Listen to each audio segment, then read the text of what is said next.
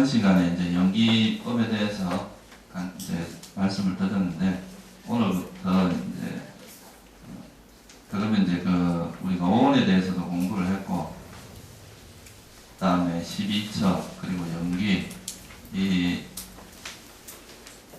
대해서도 이제 공부를 했는데, 그러면 이거를 이제 우리가 어떤 식으로 그러니까 우리 삶을 고통스럽게 하는 마음들이 어떤 것인지를 알고, 이제 다음 시간부터 그런 것들로부터 이제 벗어나는 방법에 대해서 경전에 어떤 식으로 이제 설명이 되어 있는지를 한번 살펴보도록 하겠습니다. 첫 번째는 이제 제가 여기서 오염원에 대해서 이제 이야기를 하는데, 우리 마음을 고통스럽게 하는 요소를 보통 이제 좀 나누어서 설명을 하려면, 자세하게 나누어서 설명을 하려면 상당히 좀 시간이 많이 걸리는데요. 여러분들이 이제 수행하는 데 있어서는 꼭 알아야 될 것이라고 생각하는 게 이제 장애입니다. 장애. 니바다나라고 하는 장애인데요. 그 장애 요소는 윗바사나 수행을 하는데 이 결정적인 장애는 어리석음입니다. 무명. 이 무명이 결정적인 장애고, 그 다음에 우리가 이제 사마타 수행을 하는 데 있어서, 선정 수행을 하는 데 있어서 결정적인 장애 요소는 뭐냐 하면, 이거는 이제 오장애 요소라고 해서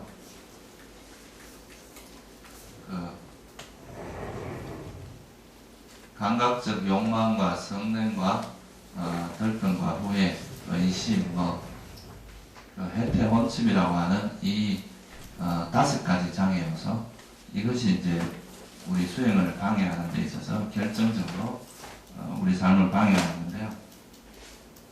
그래서 이제 많은 것을 이해를 하는 것보다 우선은 이제 이 무명과 5가지 장애 요소가 우리 수행에서 어떻게 우리 삶을 방해하고 우리 수행을 방해하는지, 거기에 좀 초점을 맞춰서 이제 이야기를 한번 해보도록 하겠습니다. 여기서 이제 이 경전을 한번 보시면요, 여러분, 제가 파일을 같이 올려놨는데, 이 책이 없으신 분들을 위해서 거기 한글 파일을 올려놨어요. 보시면 알 수 있어요.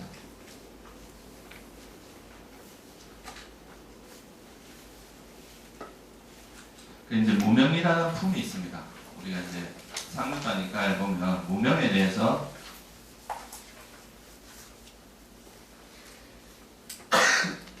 설명한 게 있는데, 여기 보면 뭐라고 되어 있느냐 하면요, 세존이시여 무명이라고들 합니다. 세존이시여, 어떤 것이 무명이고 어떻게 해서 무명에 빠지게 됩니까?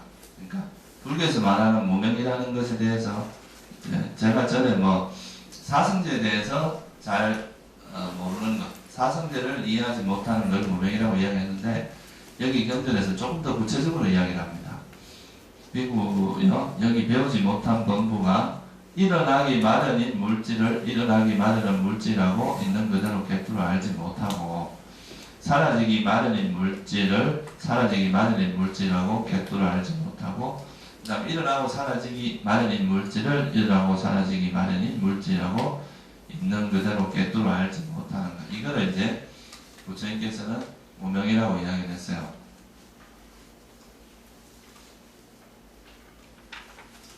그러니까 어떤 현상들이, 지금 여기서는 이제 물질로 이야기했지만 그 밑에 가면은 일어나기 마련인 느낌들을 똑같이, 그 다음에 인식, 그리고 심리 현상, 아르마리, 이렇게 나누어서 이제 이걸 무명이라고 했는데요.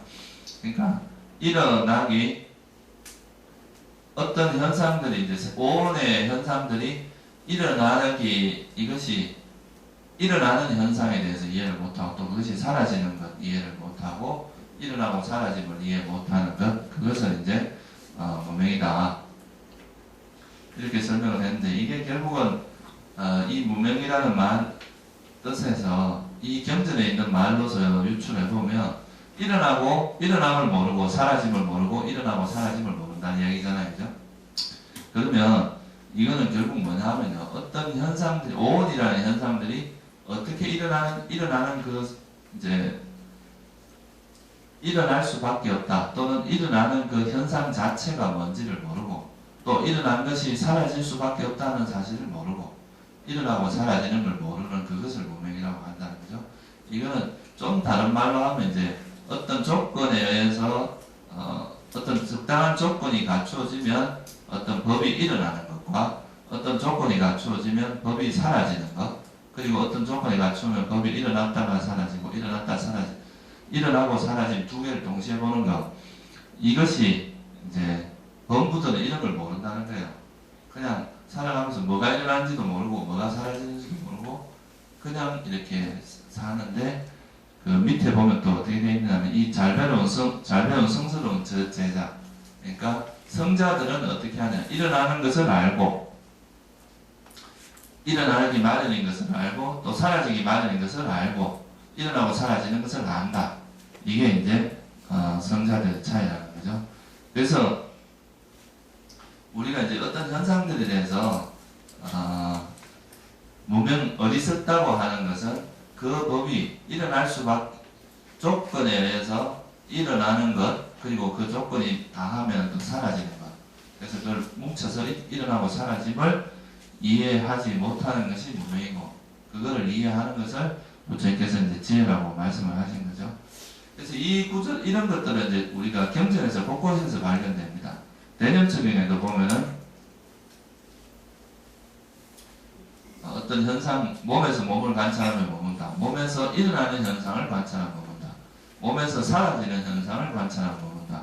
몸에서 일어나고 사라짐을 관찰하면 머문다. 그게 결국은 이제 불교 수행이라는 것은 이제 이 오온에 대한 이해고요. 첫 번째가 이 오온에 대한 이해를 하고 나면 이 오온이 이제 일단은 어떤 법이 우리가 살고 있는 이 세상이 색수상행식으로 이루어져 있다는 것을 이해를 하고, 그 현상에 일어나는 것과 사라지는 것, 그리고 일어나고 사라짐을 관찰하는 것이 바로 뭐냐고 말할 수 있느냐 하면 그게 바로 이제 지혜다.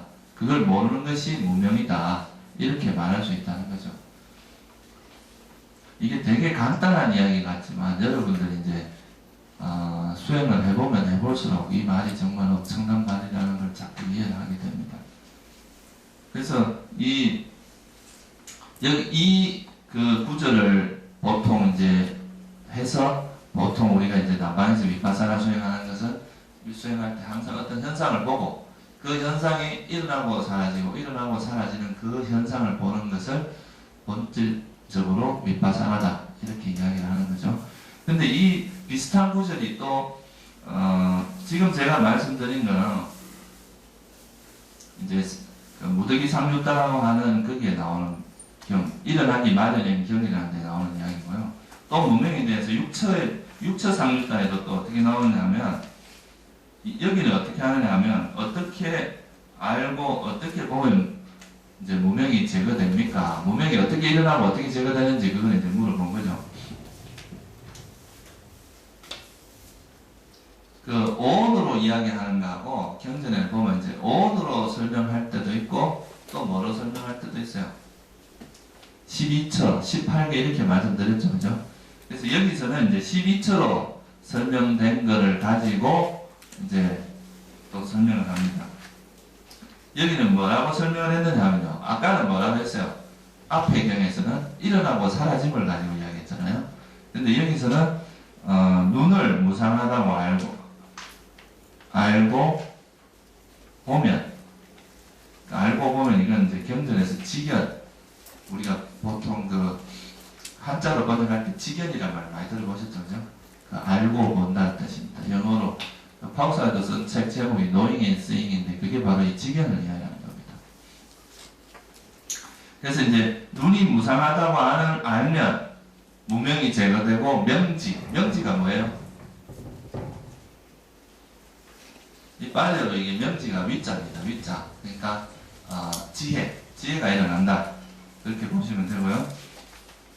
그래서 이제 눈을 무상하다고 알고 보면 지혜가 일어난다 그랬죠. 무명이 제거되고, 거꾸로 이야기하면 그게 무슨 말이에요? 눈이 무상함을 모르면 어리석음이 무명이 일어난다는 뜻이겠죠. 그죠? 그래서 이 말은 약간 다르겠지만 그 내용은 거의 비슷합니다. 일어나고 사라짐을 보는 거나 무상을 보는 거나 똑같은 이야기잖아요. 그죠? 결국 어떤 현상이 일어나고 사라진다는 것은 무상함에 대한 이해잖아요. 그죠? 그래서 그 무상함을 보는 거나 이 일어나고 사라짐을 보는 거나 같은 것으로 이해를 할 수 있습니다. 그래서 이제 오온에서 색이 무상, 일어나고 사라짐을 보는 거, 일어나고 사라짐을 보는 게 있고, 그 다음에 수, 느낌이 그렇다는 거, 상, 그 다음에 행, 식, 이 5가지가 오온이 어떤 조건에서 일어났다가 사라지고, 일어났다가 사라지고, 일어났다가 사라지는 그걸 보는 게 바로 이제 지혜고, 그걸 알지 못하는 게 뭐라는 거예요? 이제 무명이라는 거죠. 그죠? 그걸 거꾸로 이야기하면 무상을 아는 거, 일어나고, 이제 오온을 가지고 이야기할 수도 있지만, 똑같이, 그러니까 안이비설 신의 색성향 미촉법이라고 하는 12처로 이야기할 수도 있잖아요. 그러니까 눈이 일어나고 사라짐을 보지 못한, 다시 말하면 눈이 무상함을 보지 못하는 것이 무명이고, 눈이 무상함을 보는 것이 뭐예요? 알고 보는 것이 지혜라는 거죠. 이런 식으로 안이비설 신의 색성향 미촉법이라고 하는 이 12가지의 그 감각 장소가 무상함을 보는 것이 무명이고, 보지 못하는 것이 무상함을 보는 것이 지혜고, 보지 못하는 것이 무명이라는 거죠. 그래서 이제 근본적으로 여러분들이 한번 이걸 관찰을 한번 해보세요. 이걸 관찰해 보면 되게 그런 게 있습니다. 여러분들, 저도 가끔 이제 제가 옛날에 당구를 이제 학교 다닐 때 좋아했었는데, 가끔 가다 보면 당구를 딱 치는 걸 딱 보는 순간에 이렇게 뭔가 향수 같은 게 일어나요. 근데 그 마음을 이렇게 들다 보면 그 순간적으로 어떤 감정이 일어나죠. 그거에 대한 마음이 일어난다는 것은 그걸 조금 더 추적해 보면 어떤 게 있겠어요?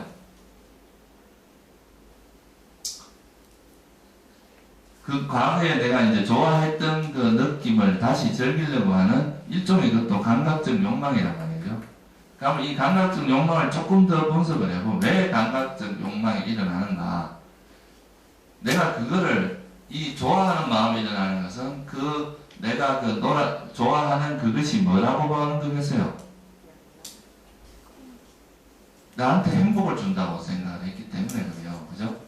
그것이 고통이라고 받아들였으면 우리가 그걸 계속 추구하지 않았을 거란 말이에요.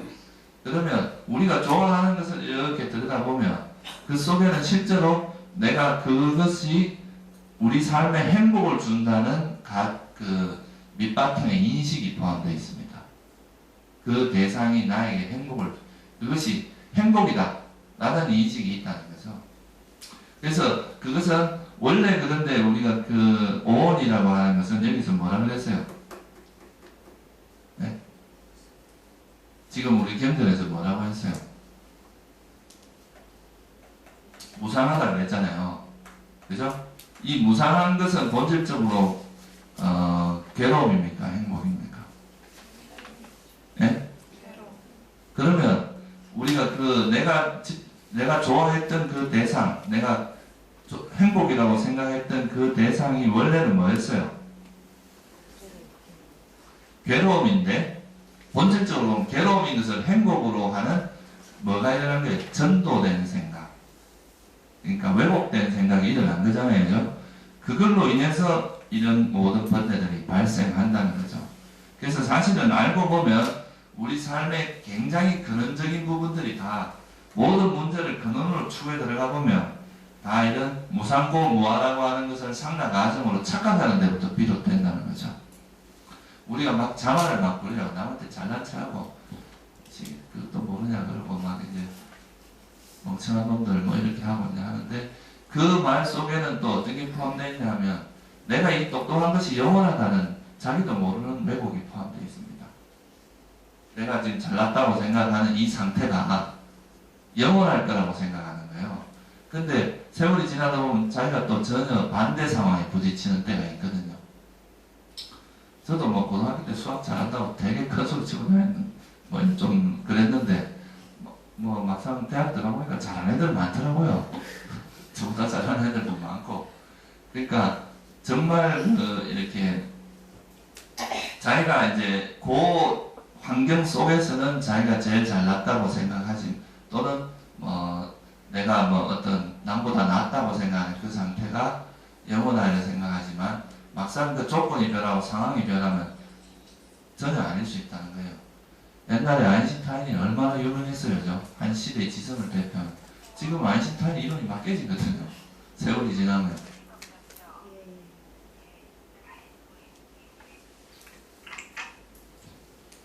급할 때는 핸드폰을 끄거나 진동을 해놓으세요.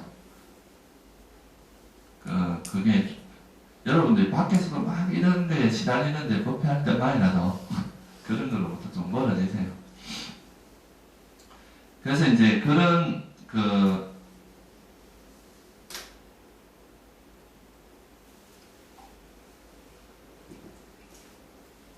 왜곡이 이제 있기 때문에 모든 일이 이제 발생을 한다는 거죠. 그죠? 아까 무슨 이야기 하다 그걸 흘렀지? 잘난치 하는 그 이야기도, 자기가 잘난치 하는 그런 것도 이제 그 밑바탕에 보면 무상하다는 것에 대한 무상한 것이 아니라 영원하다고 하는 그런 전도된 생각들이 숨어 있다는 거예요. 무슨 말인지 알겠죠? 그래서 우리가 가지고 있는, 우리가 이렇게 번뇌를 일으키는 거에 근원적인 거에 들어가 보면 다 여기서도 말하지만 무상함을 이해하지 못하는 것. 그리고 무상함이라고 대표를 해놨는데, 무상함뿐만이 아니라 괴로움, 그리고 무상고무아라고 하는 자아가 없고, 또 어떤 우리가 여자를 이성을 볼 때 정말 막 마음이 기쁨이 일어나고 이제 그런 게 일종의 감각적 욕망이 일어나는 건데, 그 마음의 밑부리를 들어가 보면 그 여인이 아름답다고 생각하는 마음이 포함되어 있어요. 아름답다고 보는 거죠, 그 대상을. 만약에 혐오스럽다고 보면 절대 그렇게 안 일어날 거 아니에요.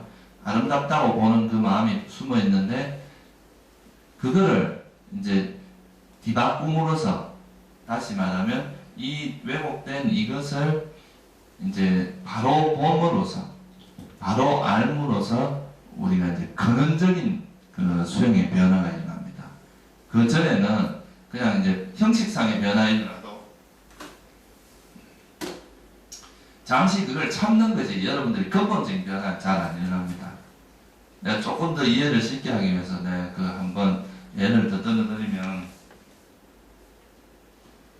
저는 옛날에 이제 뷰티풀 마인드라는 그 영화가 있어요. 근데 그 영화에 보면 어떤 이제 존 넷이라는 사람이 아주 수학 천재인데, 이 사람이 이제 자기가 혼자 살다가 외로우니까, 혼자서 연구만 하고 이렇게 사니까 외로우니까 약간 또 너무 천재들은요, 머리가 너무 잘 돌아가기 때문에 이게 나중에 자기 머리가 통제가 안 되거든요. 그러니까 생각들의 움직임이, 보통 사람이 돌아가는 거하고 비교가 안 되게 돌아가요, 머리가. 그러니까 나중에 이 머리가 제어가 안 돼요. 내가 학교 다닐 때도 그런 애들 많이 봤어요. 그러니까 그런 상태가 되면 이게 그냥 막 생각이고만 사람을 지배하는 그런 식이 돼버리거든요. 그러면 이게 약간 이제 정신분열증이나 그런 뭐랄까, 약간 정신적인 문제가 좀 생기는 경우가 있어요. 그러니까 이 사람도 너무 그러다 보니까 약간 자폐증도 생기고, 또 그게 이제 자기의 외로움을 달래기 위해서 의식에서 어떤 현상들을 만드는 거예요. 그 사람을. 그래서 이제 이 사람이 어떤 친구 한 명하고 그 친구의 조카 여자애 하나를 만들어요.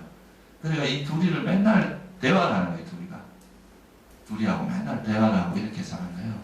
그러다가 이제 나중에 그게 이제 주위에 문제를 자꾸 일으키고 이러면서, 또 암호 같은 거를 이제 여러분들 그거 잘 모르죠? 암호가 다 이게 수학입니다.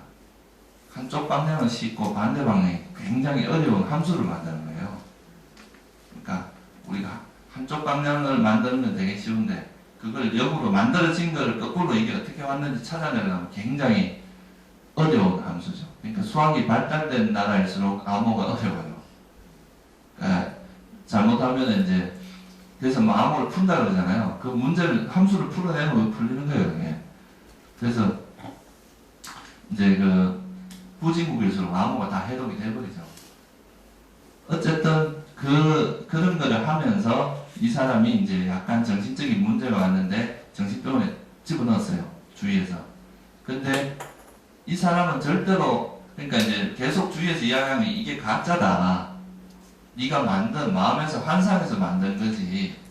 이게 절대로 진짜가 아니다. 옆에서 아무리 이야기해도 안 믿는 거예요. 저놈 자식들, 내가 머리를 이래 나같이 뛰어난 사람이, 너가 나를 이해를 못하는 거다. 이렇게만 생각을 하는 거죠. 그러면서 자기는 자기가 이게 보고 있는 것이 사실이고 남들이 생각하는 것은 잘못된 거라고 생각을 한 거예요. 계속. 그러니까 아무리 옆에서 고치려고 해도 본인이 그 수긍을 안 하니까 절대로 안 고치진 거죠. 근데 이제 어느 순간에 이제 어떤 일이, 마지막으로 어떤 일이 발생을 하냐면 이제 이 사람이 그 정신적으로 약간 문제가 되면서 애를 목욕을 시키다 목욕탕에 그냥 잘못해서 이제 애를 죽을 뻔한 상황이 벌어지는 거예요. 그래서 이제 그 아내가 원래 이제 이 존 넷이 제자였어요. 학교에서. 그러니까 공부를 배우다가 그 제자하고 이제 결혼을 했는데, 이 제자가 그래도 이제 이 그 존 넷이라는 사람을 잘 이해를 해서 끝까지 옆에 있어 주거든요. 그런 오랜 시간 정신병을 알아도.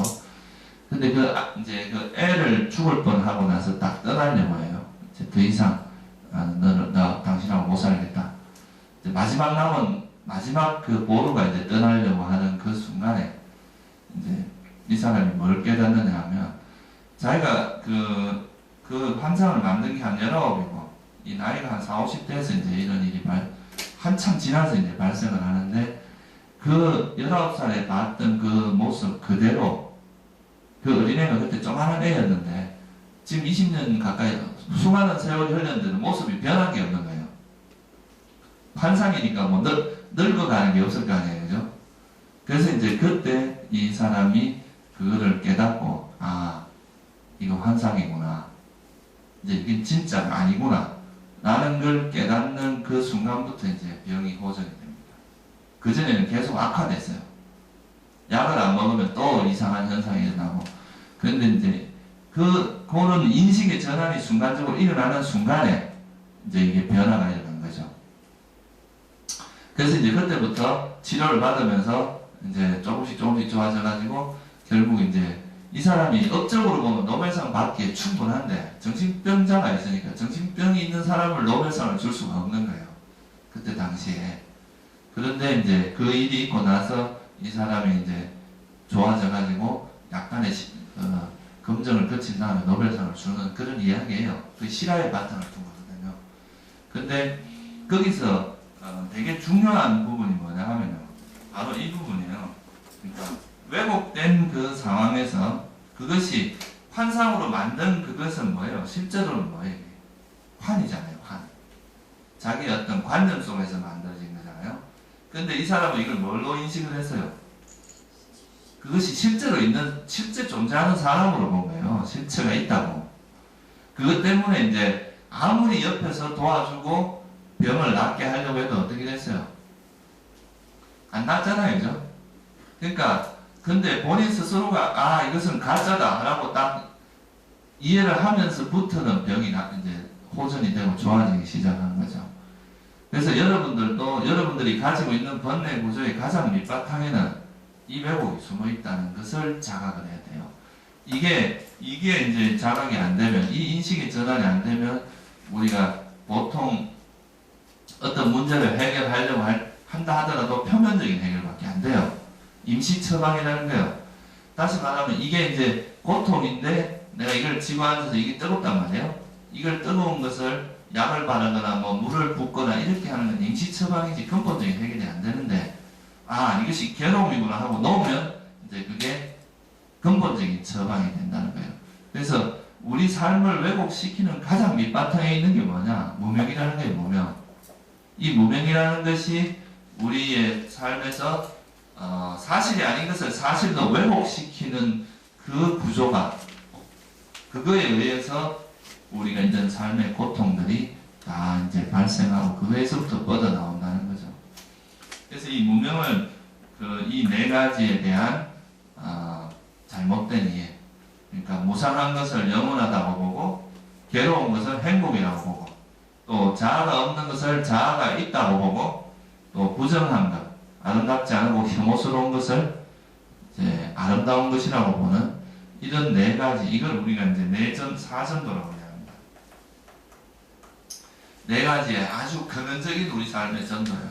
그러니까 여러분들이 수행을 하실 때도 이런 자기 속에 이런 근원적으로 어떤 왜곡이 돼 있다는 것, 어떤 전도가 숨어 있다는 것을 스스로 이렇게 자꾸 발견을 하면은 근원적으로 내가 그런 번뇌를 버리는 데 상당히 도움이 됩니다.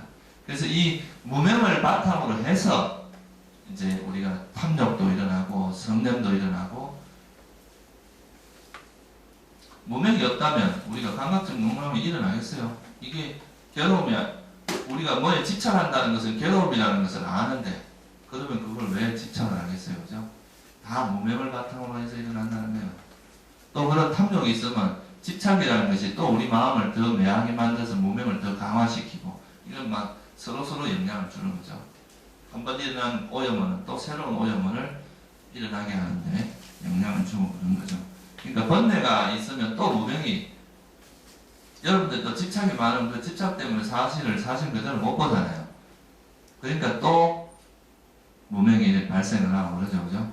그래서 시기연계에서 이제 제일 근원적인 구조가 무명이라고 이야기했는데, 그러니까 또 외도들이 막들하는 거예요. 그러니까 무명이 근원적인 거면 무명에서부터 모든 게 발생한 거 아니냐. 마치 무명이 조물주 같은 그런 식으로 이해를 하는 거지. 근데 사실은 이 무명이 또 왜 생기겠어요? 언제부터인지 모르지만 셀 수 없는 과거부터 있었던 이 번뇌가 있기 때문에 생긴 거라는 거죠. 번뇌가 없었으면 무명이 생길 수가 없거든. 그래서 사실은 불교에서는 이제 근원적인 처음 시작을 상정하는 건 아니에요. 근데 원인으로 보자면, 이제 제일 근원적인 원인으로 보자면 이 어리석음, 무명으로부터 시작한다는 거죠. 무명이 어떤 말인지 이해가 되세요? 이 불교에서는 사실 무명이라는 것을 그냥 어리석음 이렇게만 이해를 하는데요. 무명이라는 것이 굉장히 이해하기 어려운 부분입니다.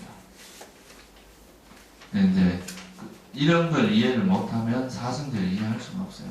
그러니까 연기도 이해할 수 없고.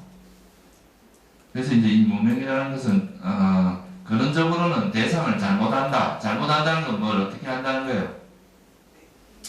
사실을 사실대로 보는 게 아니라 왜곡해서 전도된 그런 마음으로 본다는 거죠. 그래서 무명이 사라지면 지혜가 일어나고요. 지혜가 있으면 무명이 없고, 무명이 있으면 지혜가 없고, 무명과 지혜는 서로 반대다.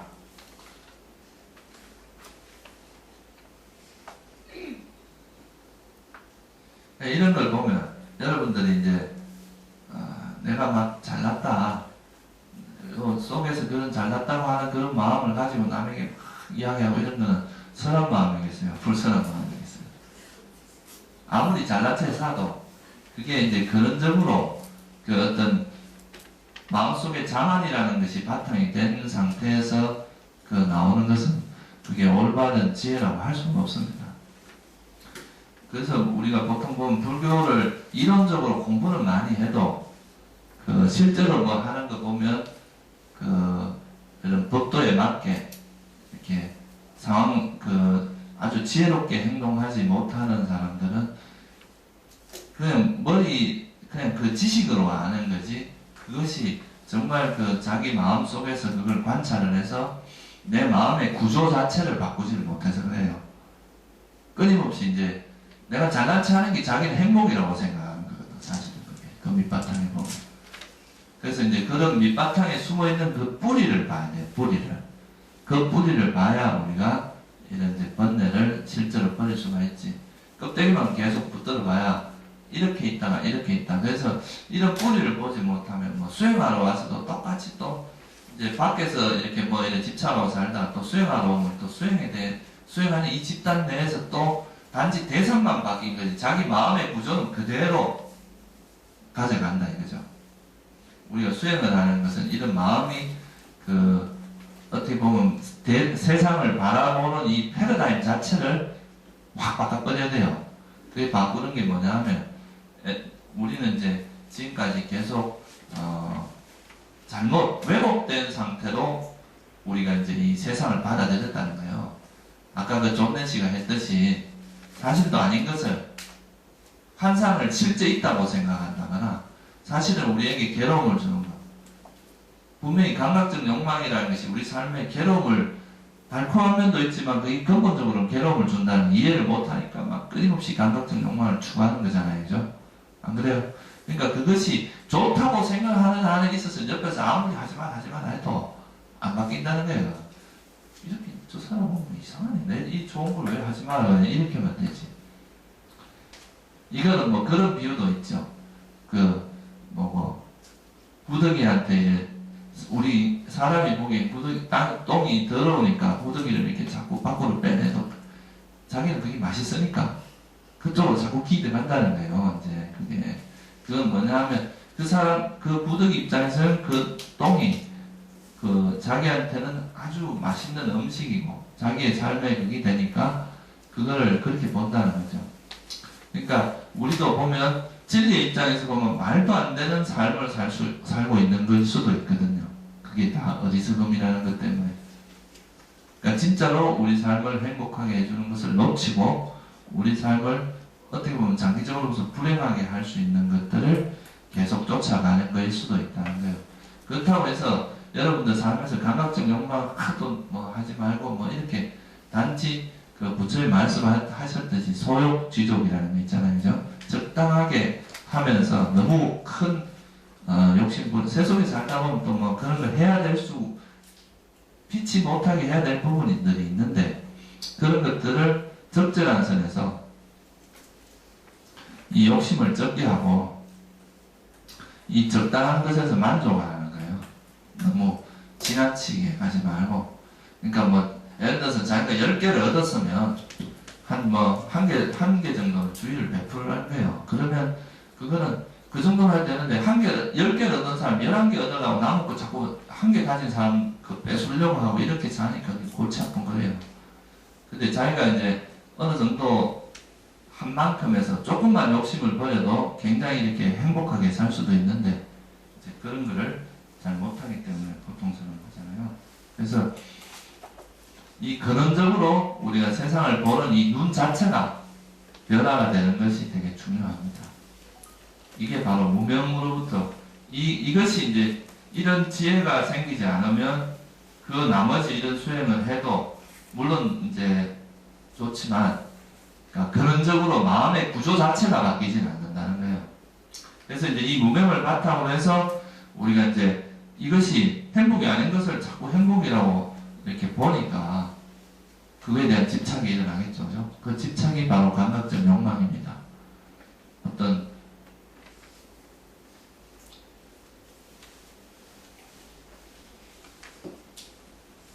그리고 또 성냄은 내가 대상이 사실은 좋다 싫다 이런 걸로 성질을 갖고 있는 건 아닌데 내가 원치 않는 것 같으면 싫은 마음이 일어나는 거고 또 이제 법에 대한 의심이 없으니 과연 내가 이런 걸 지금 살면서 이런 수행한다고 자꾸 버리려고 하는데 버리면 그게 내 삶에 손해나는 건 아닐까?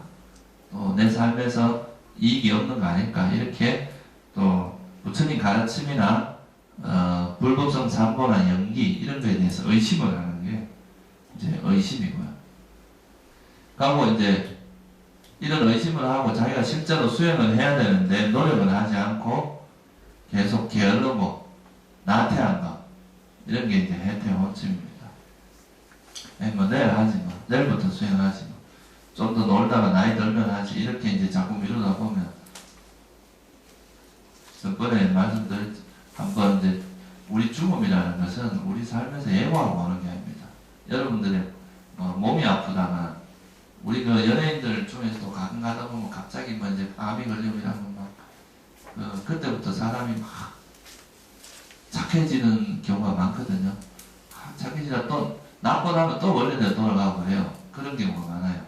그러니까 그런 조건이 오기 전에 이제 미리 우리 삶의 그런 문제들을 이해를 하고 우리가 진짜로 우리 삶의 진정한 행복의 길이 어떤 것인가 라는 것을 알고 그 길을 미리 찾아가는 사람이, 준비된 사람은 죽음이 와도 겁날 게 하나도 없어요. 근데 이제 준비되지 않은 사람은 갑자기 죽음이 오면 막 당황하고 두려워하고 고통스러워하고 그렇게 될 수 있잖아요. 그죠? 그래서 항상 준비하는 삶을 사는 게 좋아요. 그래서 이 혜택 혼침이 많고 이런 사람, 게으른 사람들은 그런 죽음을 한 번씩 반주해 보는 것도 우리 삶의 그런 게으름을 극복하는 데 도움이 됩니다. 들뜬과 후회, 이거는 이제 항상 불안한 거죠. 불안하고 또 법에 따라 살지 않으니까 쓸데없는 행동 해놓고 성질 난다고 질러놓고 이제 또 계속 후회하고 있고, 아, 왜 그랬을까 하고, 그런 이제 이런 후회가 계속 이제 일어나는 거죠. 우리가 법에 따라 잘 살면 이런 후회가 잘 없는데, 이제 그렇지 않으니까 막 계속 후회가, 과거에 대한 후회 이런 것들이 계속 이제 우리 삶을 지배할 수가 있는 거잖아요. 그죠? 그래서 이제 이 감각적 욕망이라고 하는 것과 성냄이라고 하는 것, 그리고 이제 우리가 수행 자체에 대한 또는 선법, 불선법, 부처님의 가르침에 대한 의심, 그리고 게으름, 근본적으로 이제 또 사람들이 계속 게으름이 아주 문제가 많죠. 그죠? 뭐 절하면 좋다는 건 아는데 힘드니까, 힘들다고 생각을 하니까 힘든 걸 안 하려고 하는 거죠. 그죠? 그리고 이제 들뜸 후회, 이런 것들은 이제 이게 우리 삶에서 이제 우리 삶을 행복을 방해하는 가장 이제 큰 요소인데요. 특히나 이제 이 무명은 윗바사나 수행을 방해하는 결정적인 장애 요소입니다. 이 무명 때문에 윗바사나 지혜가 깊어지는 걸 방해하는 것은 어리석음일 거 아니에요. 그죠? 그래서 이제 무명은 윗바사나를 방해하는 결정적인 거고, 이 5가지 장애 요소, 감각적 욕망과 성냄, 의심, 혜택, 원칙, 들뜸, 후회, 이것도 물론 지혜를 방해하는 요소이기도 하지만 특별히 우리 마음을 고요하게 하는 걸 방해하는 5가지 대표적인 요소입니다. 뭔가 이제 찾는 게 많을수록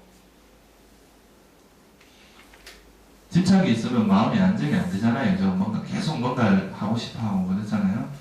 성이나 있어 보세요. 보통 이제 성난 상태에서 앉아있으면 1시간 내내 저걸 어떻게 뚜디팰까 이런 생각만 하고 있을 가능성이 많아요. 그러니까 이런 것도 이제 우리 수행을 방해하는 결정적인 요소입니다. 그래서 감각적 욕망과 성냄, 이 2가지가 이제 대표적인 우리 삶의 이제 번뇌죠. 그죠? 하나는 어떤 대상을, 원하는 대상을 집착하는 거고, 하나는 대상을 싫어하는 마음이에요. 그래서 이 2가지가 우리 삶에서 제일 이제 많이 나타나고 우리 삶을 왜곡시키는 거고, 그 다음에 이제 의심과 혜택, 원침, 들뜸, 후회, 이것도 이제 아까 말했듯이 수행을 하는데 내가 이 수행을 해갖고 진짜 나한테 이익이 있을까? 이런 부처님 가르친 말이 진짜 맞기는 한가? 이런 식으로 의심이 있는 한은 수행 자체를 할 수가 없어요. 수행에 의심만 하다 일생을 다 보낼 수도 있습니다.